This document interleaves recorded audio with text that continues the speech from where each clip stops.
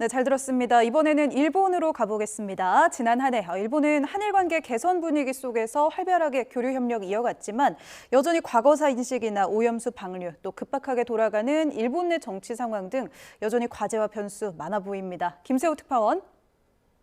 네, 도쿄입니다. 네, 새해를 앞둔 네, 일본 분위기 먼저 주시죠. 이곳 일본 시민들도 새해에 대한 기대에 한껏 부풀어 있습니다. 각자 고향을 찾아 역과 터미널로 향하거나 새해 소원과 다짐을 위해 가까운 신사를 찾는 발길이 이어졌습니다. 일본 시민들의 목소리 직접 들어보겠습니다. 来年3月から就職が決まりまして、新社会人になりますので、仕事を頑張っていきたいなと思っております。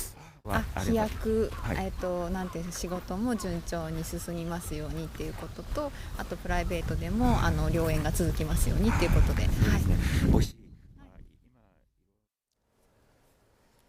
네, 올 한 해 일본도 외교, 정치 등 여러 면에서 크고 작은 이슈가 이어졌죠. 특히 한일 관계가 급물살에 탔는데 한 해 주요 흐름 정리해 주시죠.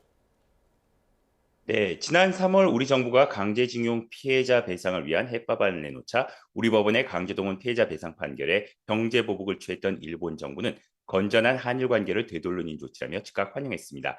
이어 같은 달 윤석열 대통령과 기시다 후미오 총리의 정상회담을 기점으로 한일 정상 간 셔틀 외교가 재개되면서 정상 간의 만남은 7차례나 이어졌습니다. 이후 화이트리스트 복귀 등 수출 규제 해제, 군사정보보호협정 복원, 통화스와프 체결 등 광범위한 분야에서 한일 관계는 급진전을 보였습니다. 이러한 흐름은 8월 캠프 데이비드에서 한미일 정상회담으로까지 이어지면서 북한 미사일 발사 정보를 실시간 공유하기로 하는 등 안보 협력의 수준도 한층 더 끌어올렸습니다. 네, 이렇게 한일 관계 개선의 흐름이 이어지고는 있지만 과거사 문제, 또 오염수 방류, 일본 내 정치 환경 등 여러 불씨와 변수 남아있지 않습니까? 네, 그렇습니다. 우리 정부가 강제 동원 해법안을 내놓긴 했지만 일본은 여전히 이렇다 할 성의 있는 호응 조치를 보이지 않고 있습니다. 특히 과거사 인식은 여전히 퇴행적인 행보를 보이고 있는데요.